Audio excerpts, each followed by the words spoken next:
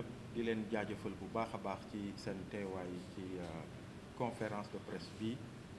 di à la suite de Denis Ndour di jéggalu bu baax a baax ci retard bi nga xamante ni amal nañ ko ci démarrage yu conférence de presse bi leen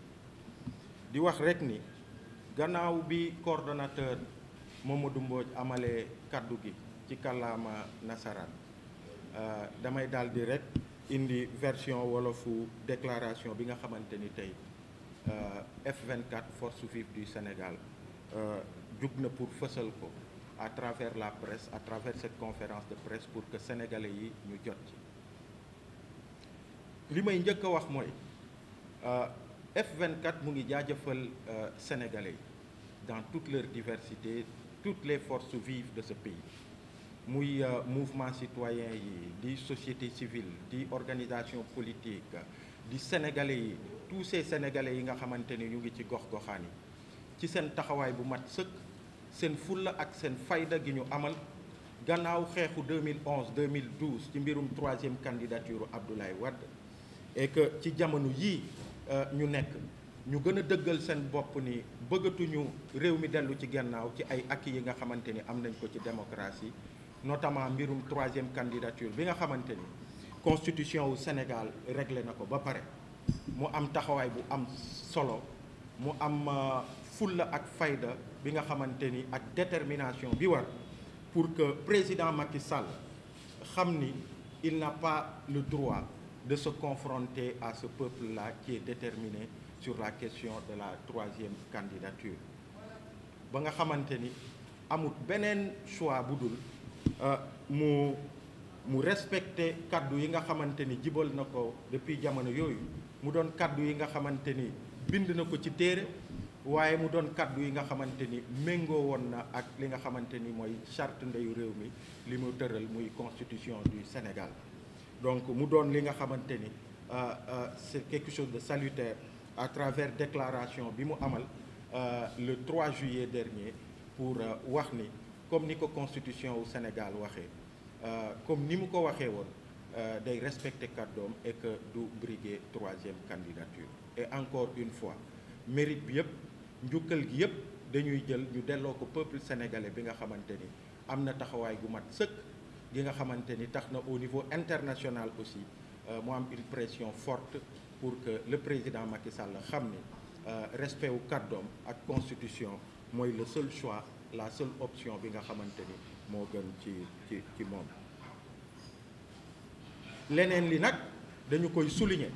ndax ci discours président Macky Sall mu ngi wax ni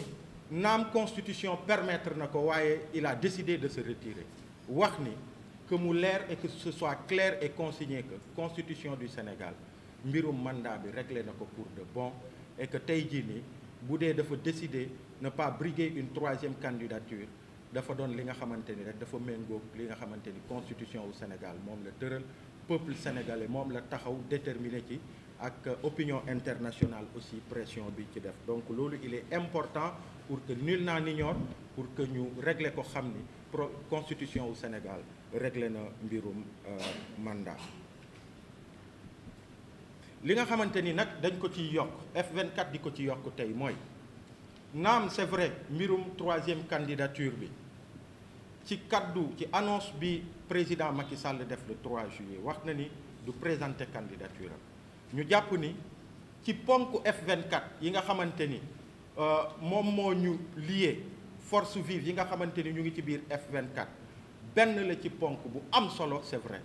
mais am na yeneen ponk yi nga xamante ni am na solo lool mu war a tax bépp citoyen sénégalais mu gën a jekkal taxawaayam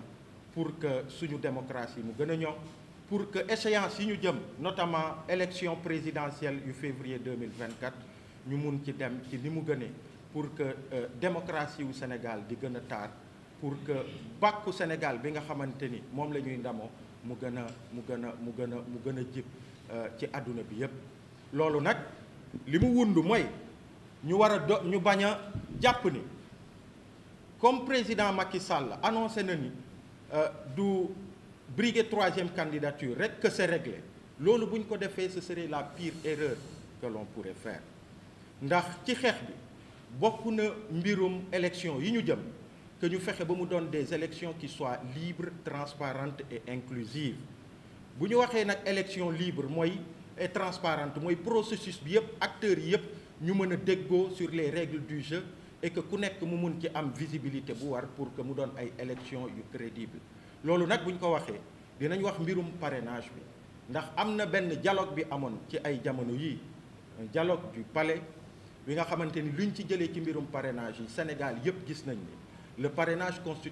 continue d'être benn nébuleux bi nga xamante ni classe politique bi société civile bi acteurs yi amuñu ci contrôle et que président Macky Sall ci ndaje bi mu am ak les élus wax na ko sax ci ay kaddu boo ko dégloo bu baax da ngay comprendre ni mbirum parrainage bi ba tey moom moo ciy buur di ci bummi et que moom mooy tirer les ficelles et loolu ci lu ñuy yóbbu mooy situation bi nga xamante ni dinañu dem di dunduwaat li ñu dundoon ci ay élections yi ñu jóge mooy président Macky Sall ci ay coobareem que mu mën a choisir candidat yi nga xamante ni dañ leen di éliminer ci parrainage bi te du am benn fondement bi nga xamante ni c'est recevable. Donc loolu il faut continuer de se battre pour que parrainage bi règles yi ñu xoolaat ko pour que mu mën a transparent que acteurs yëpp ñu déggoo ci. beneen ponk bi nga xamante ni aussi am na solo mu war a tax sénégalais yi ñu gën a jekkalaat seeni taxawaay mooy mbirum élimination wu leader nu mu tuddati candidat yi nga xamante ni c'est des leaders politiques di leen éliminer sur la base d'artifice politico-judiciaire. gis nañu tey ni monsieur Khalifa Sall dinañ ko réhabiliter gis nañ ni monsieur Karim Wade dinañ ko réhabiliter conformément aux exigences du F24 mais gis nañu aussi farce judiciaire bi nga xamante ni mu ngi tegu ci kaw le potentiel candidat Ousmane Sonko mu ngi wéy te du dëgg du yoon. bu dee dañu jàpp ni lii dalal réew mi mooy que Macky Sall ne deew ma rek waaye après derrière mu doon ki nga xamante ni c'est lui qui choisit pour les Sénégalais ñi war a dem toutes les alternatives qu'il doit y avoir pour eux dañuy nax suñu bopp. bu ñu bëggee aller vers une paix qui soit durable vers une paix bi nga xamante ni sérénité bi war pour que ñu jëm ci ay élections yu baax il faut que yenn problèmes yi ñu régler ko et notamment la question de tout ce qui est en train d'être fait pour éliminer le potentiel candidat Ousmane Sonko. Il faut que loolu F24 que toutes les forces vivent que tous les démocrates de ce pays ñu continuer quand même di ci addu continuer di ci xeex pour que loolu mu dàkk et que ñu dem ci ay élections qui soient le plus inclusives possible, donner au peuple sénégalais la possibilité de choisir entre plusieurs alternatives et toutes les alternatives possibles. waaye di def ay croc en jambe di xoqatal yenn candidats yi loolu du dëgg du yoon sénégalais yi ànduñ ci ñu ngi ciy xeex boobu ba tey il faut que xeex boobu mu wéy ndax président Macky Sall discours bi mu def bu dee mais vraiment et ça bu ngeen xoolee ci Covid bi ñu demee pour la première fois mouvement Y en a marre mu dem wuyu ji président Macky Sall au niveau du palais présidentiel li ñu ko waxoon mooy li nga def nii rafet na lool ba ci sa opposant yu gën a farouche ñëw nañu uyu ci la ci mbas mi pour que ñu ànd xeex mbas mi mais président dañu bëgg nga xam ne acte bi sincérité ak pérennité wu acte bi li ko mën a dëgëral mooy les actes de gouvernance que vous aurez à poser demain à partir de demain sur la gestion des 1000 milliards yu ñu annoncé pour xeex mbas mi gis ngeen loolu fi mu mujj et sur cette question précise sincérité wu annonce su président Macky Sall dinañ ko mesurer sur les actes yi muy poser à partir de suba ak ginnaaw suba ak ci fi ñu jëm ci mbirum élection yi en termes de transparence ak en termes d'inclusion inclusion nag mënuñu ko wax te yenn potentiel candidats yi nga continuer di utiliser la justice pour di leen écarter loolu du dëgg du yoon donc loolu aussi mu doon li nga xamante ni am na solo torop mais en même temps il a parlé de son ouverture encore une fois ci discours am au dialogue mais loolu mënoo ko wax te mu ngi am des centaines de prisonniers politiques muy ay prisonniers d'opinion ou bien ay prisonniers yi nga xamante ni c'est des Sénégalais qui ont voulu exprimer un droit constitutionnel de manifestation pacifique waxuma ñiy attaquer ay édifices waxuma ñeneen ak ñeneen mais la plupart yàlla def na man ci ay semaines yu ñu jógee maa ngi woon entre les commissariats et la cave du tribunal li ëpp sur ces centaines de jeunes yi nga xamante ni ñu ngi leen téye ci kaso yi c'est les jeunes des quartiers c'est des jeunes yi nga xamante ni dañu génn pour manifester pour l'approfondissement de leur démocratie loolu mooy dëgg wax ji nga xamante ni tout le temps ñu ngi ñu koy rabâcher ay mbirum terroriste ay mbirum force occulte mais xanaa nag bu ñu koy wax di ko wax par respect au peuple sénégalais à un moment nañ leen terroristes yaa ngi jàpp nañ leen ay forces occultes ngi démantelé nañ leen mais boobu ba tey amut fenn. Donc de grâce qu'on arrête de nous parler de ça ndaw yu nekk ci kaso yi c'est des fils de ce pays c'est des enfants qui viennent des quartiers man ñu ci bëri gis naa leen bi ma nekkee ci cave tribunal bi. Donc on ne peut pas dire qu'on veut aller vers des élections qui soient libres, transparentes, apaisées. On ne peut pas ci discours 3 juillet bu président Macky Sall muy waxu apaisement ak ouverture au dialogue et que tous ces prisonniers, tous ces détenus ñu maintenir leen au niveau des prisons du Sénégal du dëgg du yoon. Et F24 jàpp na ni loolu aussi bokk na ci ponk yi nga xamante ni sénégalais yi peuple sénégalais war na ci taxaw pour que ñu jëm ci élection yi nga xamante ni mooy doon ay élection yi gën. Waxuma sax mbirum toutes ces pertes en vies humaines yu am de mars 2021 à maintenant il y a eu 50 morts ci ay manifestations yi nga xamante ni c'est pas encore élucidé amut lenn lu ci justice def du dëgg du yoon. Et puis pour terminer aussi ci contexte bi ñu nekk nii amut benn sénégalais bu rafetlu blocus bi am cité góorgóor gi fii un leader de l'opposition bi nga xamante ni boobu ba tey sur amul benn fondement juridique ñu ngi ko téye bloqué ko foofu mënul dem mënul dikk loolu aussi du dëgg du yoon. Et on pense que yooyu bokk na ci ay raisons yi war a tax que le peuple sénégalais continue de se battre ndax démocratie ay acquis la rek. boo xeexee mu am acquis bi nga xamante ni préserver nga ko tey jii nii Macky Sall annoncé na ni du présenté wu pour une 3e candidature il y a d'autres yi nga xamante ni mu ngi taxaw ne këtt ni jon il faut que ñu taxaw ci à travers le F24 et toutes les forces vives pour que ñu jëm ci ay élections yi nga xamante ni dina méngoo élections yi sénégalais yi bëgg ñu am toutes les alternatives possibles que le peuple puisse choisir de lui-même qui succédera au président Macky Sall à la magistrature suprême, mais que ce ne soit pas lui qui veuille choisir pour les Sénégalais leur prochain président de la République du Sénégal.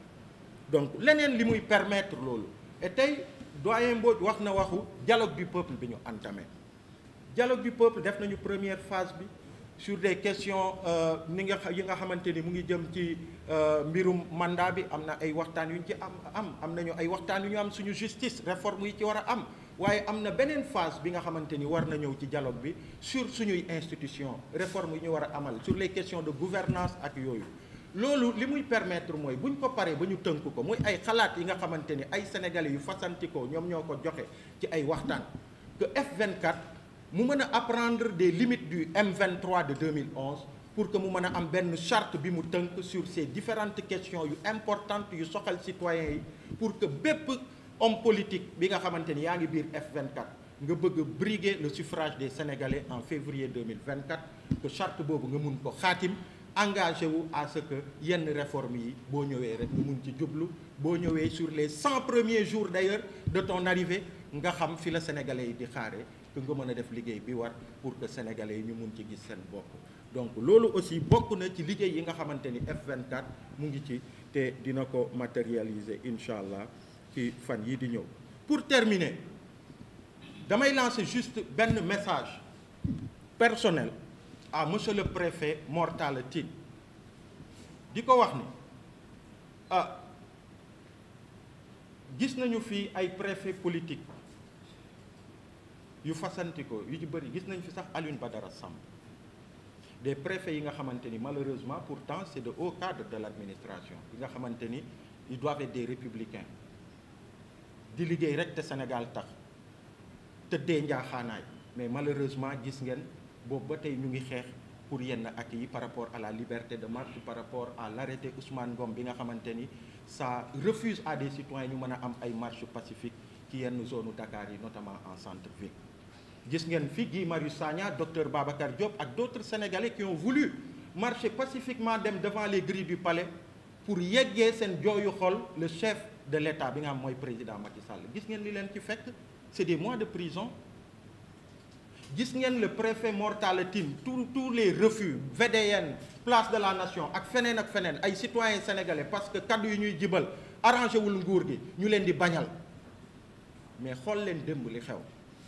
ça a heurté la dignité de bon nombre de Sénégalais. On parle de l'arrêté Ousmane Ngom xaw ma kañ la Sénégalais yi gëj a am manifestation pacifique ou bien sax seen mbégte ñu mun di ko fësal ci yenn zone Dakar yi notamment en centre-ville boulevard de la République mais xool leen li xew démb au nom de quoi yenn Sénégalais yi ils ont le droit d'aller sur le boulevard de la République di manifester en tout cas moo am ay attroupement parce que ils sont partisans du président Macky Sall ñu bàyyi leen ñu def ko xaw ma ndax dañoo am autorisation ou pas parce que bu dee dañoo am autorisation mais pourquoi on leur accepte ce qu'ils ont refusé à Guy Marius Sagna, à Docteur Babacar Diop, à Pape Abdoulaye Touré et à d'autres bu dee dañu leen ko bañal pourquoi répression bi nga xamante ni teg nañ ko activistes yi di ko teg homme politique yi ak yeneen sénégalais yu farul ak Macky Sall kenn tegu leen ko démb. Je dis honte au préfet. Donc ça c'était un message que je voulais adresser au préfet Mor Talla Tine pour wax ko ni sur ça il n'a pas été à la hauteur xam nga de son grade ak fi ko sénégalais yi teg préfet dafa war a tëddee njaaxaanaay administration lay servir et administration sénégalais yi la fi nekkal donc je tenais à faire ce message bi nga xamante ni il est personnel adressé au préfet Mor Talla Tine mu xam ni li mu def du dëgg du yoon donc loolu laa amoon lu ma wax pour introduire di leen jaajëfal encore une fois ci seen taxawaay di wax rek ni pour terminer peut-être que lii ñu leen wax nii yëpp am na ay waxtaan yu ñu nekk di def au niveau du F24 par rapport au plan d'action am na ay marches ay manifestations yu ñu fi annoncé woon dinañ ñëw ci jëmmi jamono incha allah ñu gën ci xuus pour l'instant du ñu ko annoncé dañ ciy liggéey à l'interne ba lépp yemb jërë ngeen jëf